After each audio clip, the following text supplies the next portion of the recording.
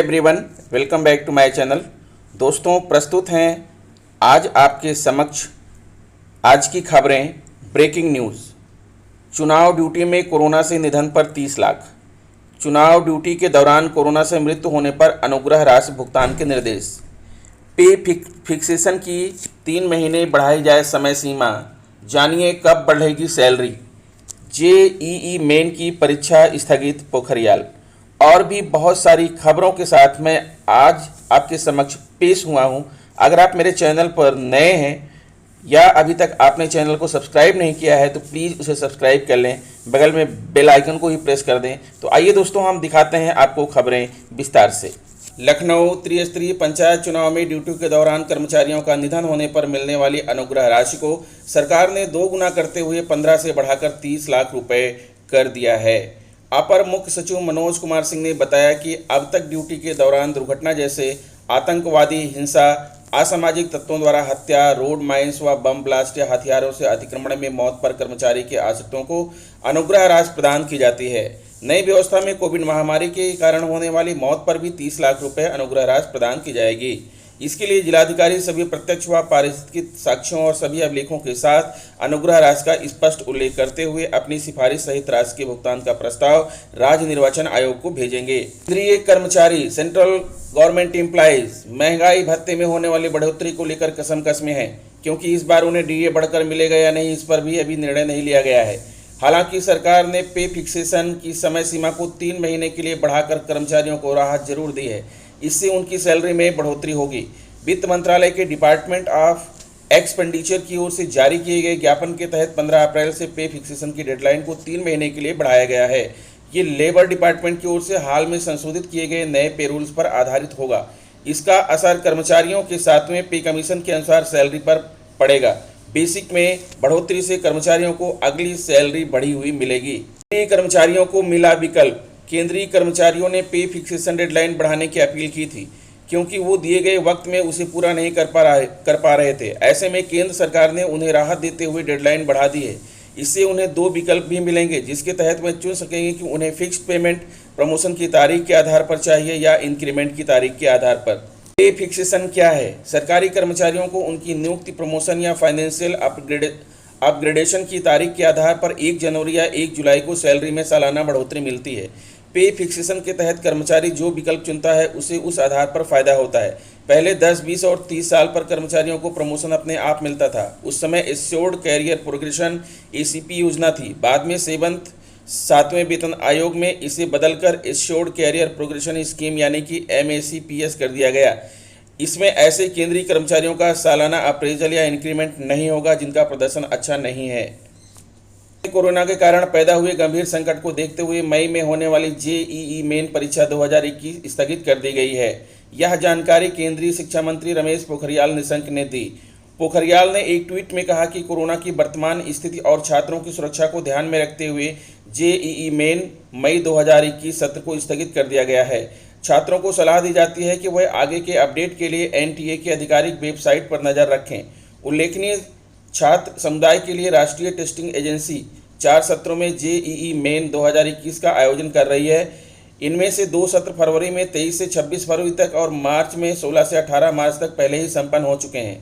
पहले सत्र में भाग लेने वाले उम्मीदवारों की संख्या 6,20,978 है और दूसरे सत्र में भाग लेने वालों की संख्या 5,56,248 रही। जेईई मेन 2021 का अप्रैल सत्र जो 27, 28 और 30 अप्रैल को निर्धारित था, कोरोना महामारी के कारण पहले ही स्थगित कर दिया गया है। लखनऊ पंचायत चुनाव के नतीजों ने आम लोगों के साथ साथ कोविड काल में ड्यूटी में लगे कर्मचारी संवर्ग की भी नाराजगी सामने ला दी है। बिना टीकाकरण व कोविड जांच के कर्मचारियों की ड्यूटी लगाने तथा कई कार्मिकों के संक्रमित होने व मौत ने आग में घी का काम किया है। इससे कर्मचारियों में सरकार के प्रति नाराजगी बढ़ती जा रही है। प्रदेश में कर्मचारियों और पेंशनरों की संख्या करीब 26 लाख से ज़्यादा है। पंचायत चुनाव में शिक्षकों व फील्ड कर्मियों की अहम सबसे भूमिका होती है। सूत्रों के मुताबिक नाराजगी में ड्यूटी करने वाले तमाम कार्मिकों व उनके परिजनों ने इस चुनाव में प्रत्यक्ष या अप्रत्यक्ष रूप से सत्ताधारी दल के खिलाफ काम किया। फील्ड को सर्वाधिक प्रभावित करने वाले इस वर्ग ने आम लोगों को भी प्रभावित किया है। इस तरह कर्मचारियों ने विधानसभा चुनाव से पहले पंचायत चुनाव में अपनी भूमिका का संकेत सरकार को दे दिया है। प्रदेश सरकार के कई फैसलों से कर्मचारी और पेंशनर पहले से ही नाराज थे। इसमें राज्य वेतन समिति की कई संस्तुतियों के विरुद्ध निर्णय, पूर्व से मिल रहे भत्तों की समाप्ति, वेतन विसंगतियों के समाधान पर कुंडली, फील्ड के कई संवर्गों के समय पर पदोन्नति व अतिरिक्त पदों पर भर्ती न होने, मांगों को लेकर आंदोलनरत कर्मचारियों उनके नेताओं के खिलाफ बर्खास्तगी जैसे तमाम फैसले शामिल हैं। योगी का सभी सीएमओ को निर्देश, परिजनों को हर हाल में मिले मरीज की स्थिति की जानकारी। लखनऊ, कोविड अस्पतालों में चिकित्सकों की लापरवाही से संबंधित शिकायतों पर सीएम योगी आदित्यनाथ ने कड़ी नाराजगी जताई है। कहा कि सभी सीएमओ सुनिश्चित करें कि अस्पताल में वरिष्ठ चिकित्सक हर हाल में राउंड करें, मरीजों की स्थिति के अनुसार दवा मिलना सुनिश्चित करें, साथ ही मरीज की जानकारी उनके परिवारजनों को देना सुनिश्चित करें। प्रयागराज, यूपी बोर्ड की हाईस्कूल व इंटरमीडिएट परीक्षा 2021 भले ही स्थगित है, लेकिन बोर्ड मुख्यालय व क्षेत्रीय कार्यालयों में तैयारियां अनवरत चलती हैं। इधर कोरोना संक्रमण की रफ्तार बढ़ने का असर मुख्यालय व क्षेत्रीय कार्यालयों पर भी पड़ा है। अफसर से लेकर कर्मचारी तक संक्रमण का शिकार हैं। यह नौबत इसलिए आई क्योंकि बोर्ड के अधिकांश अधिकारी व कर्मचारियों की पंचायत चुनाव में ड्यूटी लगी थी। आमतौर पर पंचायत चुनाव व अन्य निर्वाचन कार्य में यूपी बोर्ड प्रशासन नहीं लगाया जाता रहा है, क्योंकि बोर्ड में हाईस्कूल व इंटर की परीक्षाओं की तैयारियां लगभग वर्ष भर चलती हैं।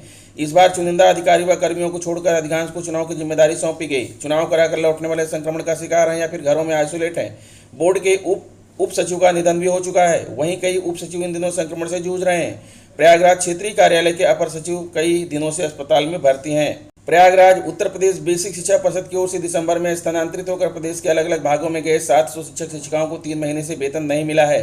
यह शिक्षक अंतर जनपदीय स्थानांतरण के बाद प्रदेश के अलग अलग जिलों में गए हैं। सचिव बेसिक शिक्षा परिषद की ओर से बार बार निर्देश देने के बाद प्रदेश के कई जिलों ने बीएसए की ओर से शिक्षकों की सेवा पुस्तिका और एलपीसी नहीं भेजे जाने के चलते वेतन जारी होने में देरी हो रही है। अंतर जनपदीय स्थानांतरित शिक्षकों की सेवा पुस्तिका और एलपीसी 12 फरवरी को सचिव बेसिक शिक्षा परिषद ने निर्देश दिया था। उसके बाद 3 बार सचिव के निर्देश के बाद भी शिक्षकों के वेतन के बारे में कोई निर्णय नहीं लिया गया। अंतर जनपदीय स्थानांतरण से आए शिक्षक सुदेश पांडे का कहना है कि 3 माह से वेतन भुगतान न होने के कारण शिक्षकों को कठिनाइयों का सामना करना पड़ रहा है। शिक्षकों के लोन, बच्चों की फीस आदि बहुत से खर्चे हैं जो वेतन न मिलने के कारण बाधित हो रहे हैं। प्रयागराज, राज्यसभा सदस्य ज्योतिरमण सिंह ने प्रधानमंत्री नरेंद्र मोदी को पत्र लिखकर राष्ट्रीय स्वास्थ्य मिशन के अंतर्गत सभी संविदा स्वास्थ्यकर्मी व आशा कार्यकर्ता को नियमित करने की मांग की है। कहा है कि कोविड-19 के प्रथम और दूसरे दौर में जिस ईमानदारी, लगन, कर्तव्य निष्ठा से जान जोखिम में डालकर संक्रमित व्यक्तियों की आशा और संविदा स्वास्थ्य कर्मियों ने सेवा की, वह सराहनीय है। उन्होंने कहा कि आज कोरोना है, कल ऐसी और कोई महामारी आएगी, इसलिए भारत में स्वास्थ्यकर्मी, फोर्स, अस्पताल और मेडिकल सुविधाओं पर विशेष ध्यान देने की आवश्यकता है। राज्यसभा सदस्य ने डॉक्टर रामनरेश त्रिपाठी के निधन पर शोक व्यक्त करते हुए कहा कि वे बहुत ही संवेदनशील पत्रकार के साथ सटीक भविष्यवक्ता थे। उनके निधन से अपूरणीय क्षति हुई है। लखनऊ, पंचायत चुनाव निपटे हैं। तेज गति से गांव में संक्रमण फैलने की आशंकाएं सिर उठा रही हैं। इससे सतर्क होकर सरकार व्यूह रचना कर ली है। बुधवार से प्रदेश के सभी राजस्व गांव में 5 दिवसीय विशेष अभियान चलाया जाएगा, जिसमें घर घर दस्तक देकर लक्षण वाले मरीजों की जाँच की जाएगी। कोरोना संक्रमण की दूसरी लहर ने तेजी से प्रदेश को अपनी चपेट में लिया है। तमाम शहरों में स्थिति काफ़ी खराब है। सरकार इसकी रोकथाम के लिए लगातार प्रयासरत है। इसके साथ ही अब गांव के बचाव के लिए विशेष अभियान चलाने का फैसला सरकार ने किया है। मुख्यमंत्री योगी आदित्यनाथ ने निर्देश दिया है कि बुधवार से 5 दिवसीय अभियान शुरू किया जाए। अपर मुख्य सचिव सूचना डॉक्टर नवनीत सहगल ने बताया कि प्रदेश के सभी 97,000 राजस्व गाँव में निगरानी समितियां और रैपिड रिस्पांस टीमें घर घर दस्तक देंगी। निगरानी समितियों को 10 लाख मेडिसिन किट, जबकि रैपिड रिस्पांस टीमों को 10 लाख एंटीजन टेस्ट किट दी गई हैं। कुल 10 लाख जांच का लक्ष्य है कि टीमें पल्स, ऑक्सीमीटर व अन्य जांचों से पता करेंगी कि किसी को कोरोना संक्रमण के लक्षण तो नहीं है। लक्षण मिलने पर मेडिसिन किट दी जाएगी, आइसोलेट कराया जाएगा। यदि जरूरत हुई तो मरीज को अस्पताल में भर्ती कराया जाएगा। कोरोना संक्रमण की दूसरी लहर के दौरान ही होली का त्यौहार बीता। तब तमाम प्रवासी अपने गांव पहुंचे। गेहूं की कटाई के लिए भी बाहर से मजदूर गांव में पहुंचे। पंचायत चुनाव ने भी संक्रमण फैलने की आशंका पैदा कर दी। माना जा रहा है कि सावधानी बरतते हुए सरकार ने विशेष अभियान चलाने का फैसला किया है। मरीजों को आइसोलेट करने में भी समस्या नहीं आएगी। यदि किसी ग्रामीण के घर में व्यवस्था नहीं होगी तो सरकार पहले ही हर गांव में क्वारंटाइन सेंटर बनाने के निर्देश दे चुकी है। नई दिल्ली, पिछले कुछ दिनों से देश में कोरोना के नए मामलों में थोड़ी कमी आई। स्थिरता के बीच राष्ट्रव्यापी लॉकडाउन की बहस को केंद्र सरकार अनसुनी ही करना चाहेगी। सरकारी सूत्रों का कहना है कि फिलहाल देश के आधे से ज़्यादा जिलों में कोरोना नियंत्रण में है। कई राज्यों में सीमित या पूर्ण लॉकडाउन है। उसका असर दिखने लगा है। ऐसे में राष्ट्रव्यापी लॉकडाउन न सिर्फ अतिरिक्त होगा बल्कि गरीबों के लिए परेशानी बढ़ाएगा। जाहिर है केंद्र किसी दबाव में लॉकडाउन के पक्ष में नहीं है। पिछले दिनों में सुप्रीम कोर्ट और औद्योगिक संगठनों के बाद अब कांग्रेस नेता राहुल गांधी की ओर से भी लॉकडाउन लगाने की मांग की जा रही है। सरकार के सूत्र इसे तार्किक नहीं मानते। उनके अनुसार पिछली बार लॉकडाउन के वक्त कई लोगों ने इसका उपहास उड़ाया था, जबकि उस वक्त इसकी जरूरत इसलिए थी क्योंकि वायरस के बारे में लोग अनजान थे। उसके ट्रीटमेंट को लेकर असमंजस था। फिलहाल ऑक्सीजन या बेड की आपूर्ति को लेकर समस्या है, जिसका लगातार निस्तारण किया जा रहा है। इस कमी की आपूर्ति का लॉकडाउन से कोई लेना देना नहीं है। आंकड़ों के अनुसार फिलहाल 17 राज्य ऐसे हैं जहां 50,000 से कम एक्टिव मामले हैं। 5 राज्य ऐसे हैं जहां संक्रमण दर 5% से कम है। अन्य 9 राज्य ऐसे हैं जहां यह दर 5 से 15% के बीच है। अगर जिलों की बात की जाए तो देश में आधे से ज़्यादा जिलों में स्थिति नियंत्रण में है। ऐसे में राष्ट्रव्यापी लॉकडाउन से क्या लक्ष्य हासिल होगा? कई कंपनियों में काम हो रहा है, निर्यात हो रहा है, उसे रोककर स्थिति बिगड़ेगी, सुधरेगी नहीं। सरकार का कहना है कि लॉकडाउन का फैसला राज्यों पर छोड़ा गया है। कुछ राज्यों ने इस पर अमल भी किया है। केंद्र की ओर से गाइडलाइन भी है कि अगर किसी इलाके में बेड 60% से अधिक भर गए हैं या फिर संक्रमण दर 10% से ज़्यादा है तो उसे कंटेनमेंट जोन बनाया जाना चाहिए। कुछ राज्यों में लापरवाही हुई है और उसे सतर्क भी किया गया है। वैज्ञानिकों की ओर से भी संभावनाएं जताई जा रही हैं कि अगले कुछ दिनों में सकारात्मक बदलाव आना शुरू होगा। लिहाजा राष्ट्रव्यापी लॉकडाउन फिलहाल प्रासंगिक नहीं है। संबंधित सामग्री 3, 4, 7, 11 और 21। लखनऊ के लोहिया अस्पताल में कोरोना से बचाव के लिए टीका लगवाती महिला। देश में कोरोना के 3.62 लाख नए मामले। JNN नई दिल्ली।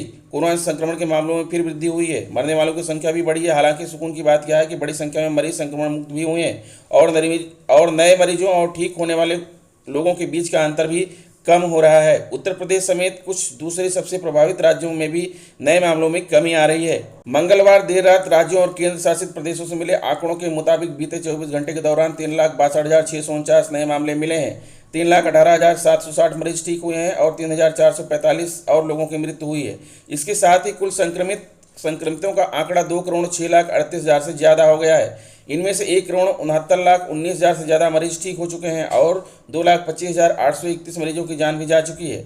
सक्रिय मामले 34,83,997 हैं। स्वास्थ्य मंत्रालय के नवीनतम आंकड़ों के मुताबिक कुल संक्रमित 2.02 करोड़, ठीक हो चुके मरीजों की संख्या 1.66 करोड़ और मृतकों की संख्या 2,22,408 थी। मरीजों के उबरने की दर 81.91% और मृत्यु दर 1.10% थी, जबकि सक्रिय मामले 34.4 लाख थे, जो कुल संक्रमितों का 17% है। ICMR के मुताबिक कोरोना का पता लगाने के लिए सोमवार को देश भर में 16,63,742 नमूनों की जांच की गई।